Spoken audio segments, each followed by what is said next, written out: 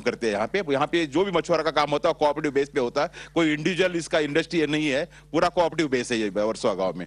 मैं आपसे विनती करके पूछना चाहता हूँ कि आज मैं गैस सिलेंडर खरीदी करता हूँ कोई भी आम आदमी, तो कल उसके अकाउंट में पैसा जमा होता है। ये जो आज शुरू किया सब्सिडी की जो लागत केंद्र ने, हाँ, लेकिन महाराष्ट्र गवर्नमेंट ने 4 साल पहले ये महाराष्ट्र में चालू किया था कि हम जो डीजल खरीदते हैं उसका वैट हमें नेक्स्ट महीने में मिलता था, एवरी मंथ हमको वैट मिलता था। लेकिन गए 14 महीना हो गया, हमको आज तक 1 रुपया भी नहीं हमारा वैट का पैसा वापस मिला।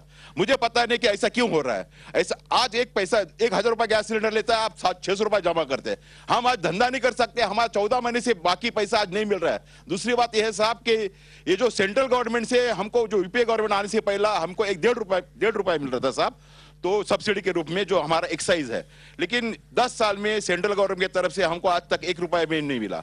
हम जो मच्छी पकड़ते हैं पूरी की पूरी एक्सपोर्ट होती है, मोर देन 16,000 करोड़ से ज्यादा एक्सपोर्ट होता है, 16,000 करोड़ से ज्यादा फॉरेन एक्सचेंज हमारे देश में हम लोग लाते हैं। फिर जो डीजल की जो एक्साइज हम देते हैं वो आप क्यों हमें माफ नहीं करते? हमें जैसे कोई 1 करोड़ का एक्सपोर्ट करता है उसे ड्यूटी ड्रॉप मिलता है, उसको एक इंपोर्ट करने का उतना लाइसेंस मिलता है। हम मछुआरे पानी में मरते हैं, हम इतना 16,000 करोड़ से ऊपर फॉरेन करेंसी आप के लिए लाते हैं देश के लिए, फिर भी हमको उसमें से एक पैसा नहीं। हम चाहते हैं कि जो एक्साइज है 14% प्लस 5 रुपए पर लीटर आप जो ले रहे हैं, एटलीस्ट वो 5 रुपए तो हमें वापस दे दो। आपकी गवर्नमेंट, आप एक देश में आए, इस जमीन पे आए, हम चाहते हैं कि आप इस देश के भावी पंतप्रधान हो और होके रहेंगे, ये हमारी चाहत है। लेकिन आप हम कभी आपको मिल नहीं सकते, आज आप हमारे सामने खड़े हैं सर। तो ये जो हमारी कोली लोगों की है, ये 2-3 बातें, हम लोग फाइनेंशियल बहुत ट्रबल में है। हम आज धंधा नहीं कर सकता है। हम जब हमारे दागिने गिरवी रखते हैं तो हमारा धंधा चालू होता है। किसान के लिए आपने किसान क्रेडिट कार्ड बनाया, आरबीआई की पॉलिसी बनाई, आप सबवेंशन दे रहे हैं किसानों के लिए, फिशर्स के लिए कोई पॉलिसी नहीं, फाइनेंशियल सपोर्ट नहीं है। तो इसके लिए कुछ पॉलिसी बनाओ जिससे हम जिंदा रहे, हमारे बाल बच्चे धंधा कर सके। हम चाहते हैं आप हमारा कुछ तो कुछ करें सर। Thank you. वॅट का बता दीजिए, आप बता दीजिए। वॅटच्या बाबतीत मुख्यमंत्री सांगतील। वॅटचा जो विषय आहे तो महाराष्ट्र सरकारच्या अखत्यारीतला आहे। इतर तुम्ही जे विषय मांडले ते केंद्र सरकारच्या अखत्यारीतले आहे। तुम्ही मांडलेले सगळे मुद्दे काँग्रेस पक्षाच्या जाहीरनाम्यामध्ये नमूद करण्याकरताच राहुलजी इथं आलेले आहेत। महाराष्ट्र सरकारकडून वॅटचा जो रिफंड द्यायचा आहे तो मंजूर झालेला आहे, तो ताबडतोब तो त्याला जाईल। मला आता जाहीर करता येणार नाही कारण आचारसंहिता लागलेली आहे, तो निर्णय झालेला आहे। गुरुदासजींनी सारखा माझ्याबरोबर फॉलो करून तो निर्णय करून घेतलेला आहे। तो निर्णयाची अंमलबजावणी लगेच होईल। मैं महिलाओं से पूछना चाहता हूँ, थोड़ा पीछे से, आगे से नहीं।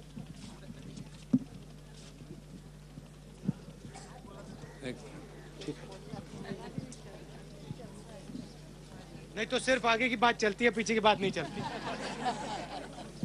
हेलो, नमस्कार बेटा। नमस्कार। देखिए, मैं सांताक्रूज जू कोलीवाड़े से आई हूँ। हमारी ये समस्या है कि वहाँ की जो समझो हमारा अभी फैमिली है, जो छोटे छोटे फैमिली है, छोटे छोटे घर है, तो अभी सब बहू पोता पोतू बढ़ रहा है, तो इसके लिए जगह भी हमारे बाजू में समुद्र में किनारे के जगह है ना, वो जरा हमको दिला दो हमारे वास्ते। अच्छा। हाँ, और एक बात है, मैं आपको एक बात बोलती हूँ। तुम्हारी दादी थी ना, दादी, मैं उसको अभी तक याद करती हूँ। क्यों कि उसने 17 साल वो ये अपना परिवार संभाला। हाँ, किसको नाराज नहीं किया उसने। बिल्कुल। हाँ, नहीं किया। तो जैसे आप सबको उम्मीद देते हैं ना, आशा देते हैं ना, फिर भगवान को मैं यही बोलूँगी, तुमको अच्छा सद्बुद्धि दे, सबकी उम्मीद छोड़ना नहीं। सबको सब दिलासा देगा ना, वो सबका बराबर। गरीबों का पहला आशीर्वाद लेने का एक बात ध्यान में रखो। वो इसलिए किसी को नाराज नहीं करती थी। हाँ हाँ, बोलो। वो इसीलिए किसी को नाराज नहीं करती थी क्योंकि वो जाके सबकी सुनती थी और उनको थोड़ा गहराई से समझ थी कि गरीबों को क्या चाहिए। अभी वो तो नहीं है अपने बीच में, इसलिए हम लोग फरियाद लेके आप ही के पास आएंगे। कहाँ जाओगे हम लोग? बिल्कुल। जा नहीं सकते, लेकिन किसी का उम्मीद छोड़ना नहीं। किसी को नाराज नहीं करने का। देख, मैं तुम्हारे दादी के बराबर हूँ, बिल्कुल। समझा ना? दादी के बराबर हूँ तुम्हारे। कोण बोलणार? कोणाला विचारायचं आहे? महिलांना? लवकर लवकर.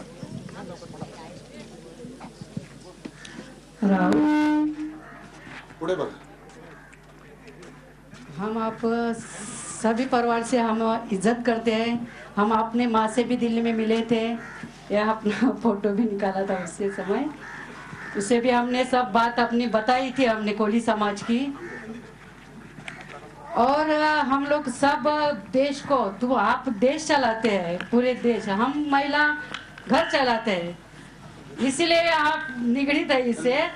और जो कुछ भी देश में चलता है वो आपको कितना समझ में आता है पता नहीं, लेकिन पूरे देश में जो चलता है, एक बिल्डर की जगह ढूंढ लेना और एक पूरे देश को अन्न पुरवठा जो करते हैं उनकी बात, दोनों लाइन किसे कौन सी आप यूज करेंगे, वो आपको, मेरे को प्रश्न है, वो उत्तर देना है आपको।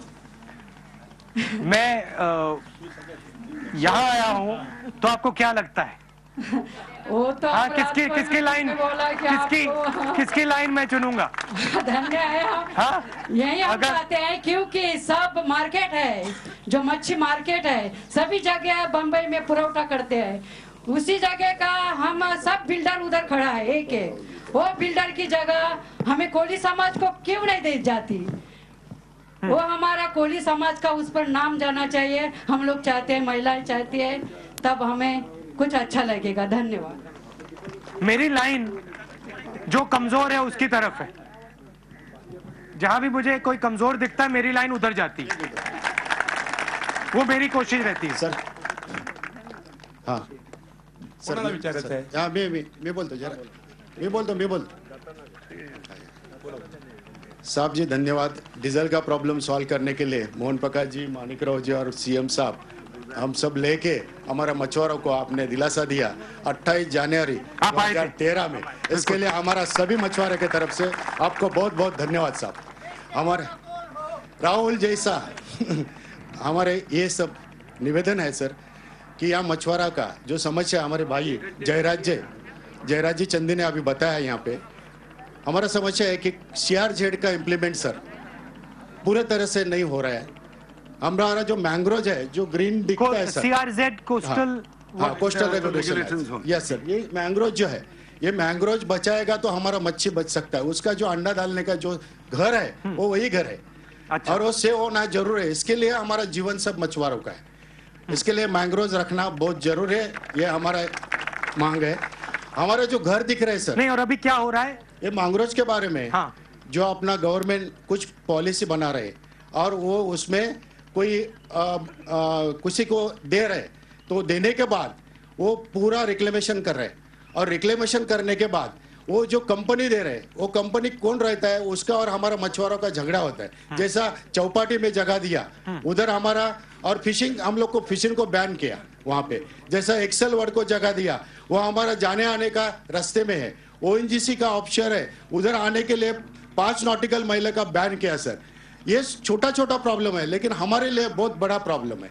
तो ये ऐसा जो प्रॉब्लम है, हमारा घर का समस्या है, घर का समस्या है सर। हमारा जो बाप दादा का जो घर है, पिता का घर है, और अभी 3 फैमिली बढ़ गया, हमारा बच्चा अभी ब्लॉक नहीं ले सकता है, इतने महंगाई हो गए। तो इसके लिए घर में एक्सटेंशन जो जगह दिख रहे, यह हमारा गाउटन की जगह है, ये गाउटन का जगह को हमारा 1.3 FSI देना सर, ये हमारा मांग है। उसके बाद हमारा जो हाँ एक खाली अपना जो जमीन है, जो जमीन DC रूल से जो दे रहे हैं, तो उसमें रिजर्वेशन में फिशरमैन के लिए है, तो फिशरमैन का जमीन माड़ा को दे रहे या अदर कंपनी को दे रहे, बड़ा बड़ा कॉलोनी हो रहे, लेकिन हमारा गांव में जमीन दूसरे को दे रहे, लेकिन वर्षों वाले को दे नहीं रहे। इसके लिए उसके बारे में भी सोचना जरूर है सर। धन्यवाद। भैया थोड़ा पीछे से भी पूछे। आदरणीय राहुल जी, सन्माननीय पृथ्वीराज चव्हाण जी, बंधुओं, आगे और बंदो पहनो। ये मछुआरे का गांव है। महाराष्ट्र के अंदर 300 गांव मछुआरे के हैं और हर गांव में सोसाइटी है। 1 है, 2 है, 3 है। ये गांव में आज़ादी के पहले 3 सोसाइटी बनी थी। कई गांव में आइस फैक्ट्री है। आइस फैक्ट्री जैसे डीजल की जरूरत रहती है वैसे मच्छी ताजी रहने के लिए आइस की फैक्ट्री रहने के लिए ऐसे कई गांवों में ये आइस फैक्ट्री है। ये इलेक्ट्रिसिटी का दाम जो है हमको ज़रा महंगा पड़ता है। 25 साल पहले शरद पवार जी ने हमको 40 पैसा प्रति यूनिट के ऊपर इलेक्ट्रिसिटी में सब्सिडी दी थी। आज तो 4 गुने 5 गुने वो अभी रेट बढ़ गई है। तो उसके मुताबिक हम हर सोसाइटी को यानी हर जिनकी फैक्ट्री है सोसाइटी के उनको इलेक्ट्रिसिटी में ये सहूलत मिलनी चाहिए। धन्यवाद। हा प्रश्न महाराष्ट्राशी निगडीत आहे।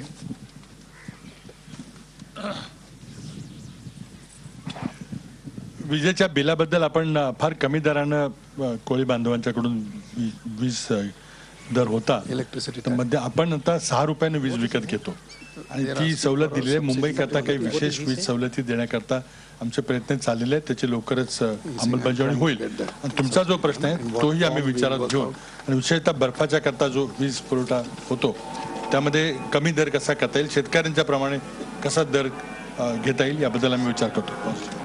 We want it on the basis of the subsidy given to farmers.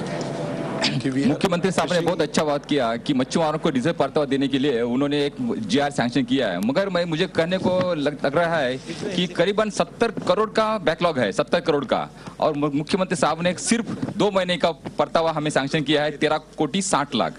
तो 14 कोटी 60 लाख मंजूर किया है। तो 70 कोटी की हमें जरूरत है। तो जो खाली 14 कोटी में 2 महीना हमें निकल जाएगा, बाकी 12 महीना हमें पेंडिंग रहना पड़ेगा, बैकलॉग रहेगा। तो ये बहुत चिंतित करने वाली बात है। उससे हमारे मछुआरे धंधे पर बहुत बड़ा बुरा असर पड़ जाएगा। तो मैं रिक्वेस्ट करता हूँ आपको कि ये परतावा जो है अच्छी तरह से रेगुलर बेसिस पे निकाला जाए ताकि कोई भी बैकलॉग न रह जाएगा। जब मैं किसानों से बात करता हूँ है मेरे पास भी, जब मैं किसानों से बात करता हूँ तो किसान कहते हैं कि खेती से इतना पैसा नहीं बनता और बोल तुला तू नाही घेतलं तूच बोल। आमची मुलं नाही त्याने 15वी 16वी शिकली त्यांच्या नोकऱ्या ना मिळत मग काही कुठे जातील ते बोलणार आहे आम्ही। धंदा पण ना चाले। इनका कहना है हमारे लड़के शिक्षा करते हैं, शिक्षा पढ़ते हैं, लेकिन उन्हें आरक्षण होने के कारण उन्हें कोई नौकरी नहीं मिलती अच्छे कंपनी में। इसके बारे में मेरे ख्याल से ये साहब कुछ अच्छी तरीके से बोलेंगे। राहुल जी वेलकम, अपने मुंबई में आ गए। आप सब लोगों को बहुत खुशी हुई।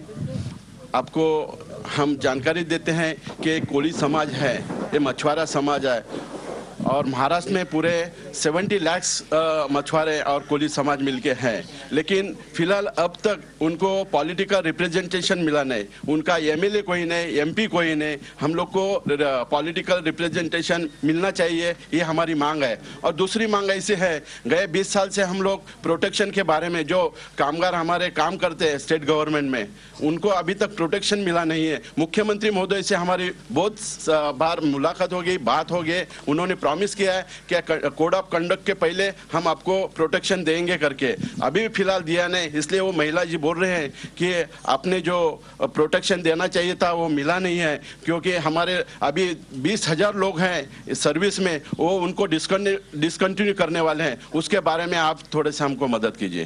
पृथ्वीराज जी आपको क्या, ये जो आप सब जानते हैं ये कोली समाज का, महादेव कोली का आरक्षण का है, उसमें एक बहुत अहम मुद्दा है।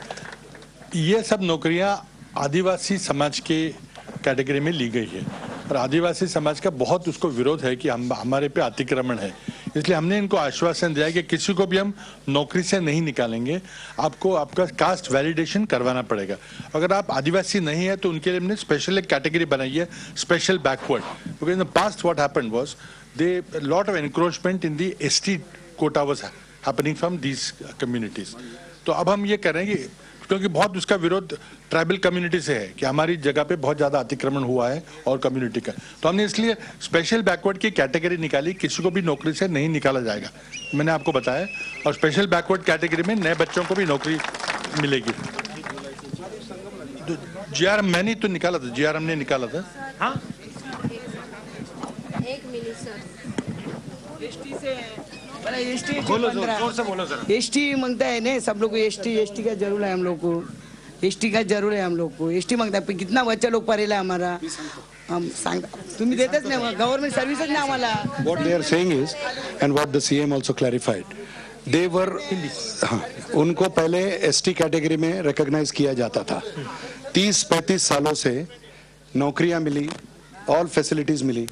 कुछ साल पहले supreme court said that they cannot be recognized as ST, and the unfortunate part is उनके सारे जो लोग 35 साल 30 साल से नौकरियों में थे, उनको निकालने के ऑर्डर्स निकले, उनके सारे बैक वेजेस रिटर्न करो बोल के ऑर्डर निकला है। So it's a very serious problem which the government has to, so that is what they are saying. Rahul ji, झी 24 तास रहा एक पाऊल पुढे।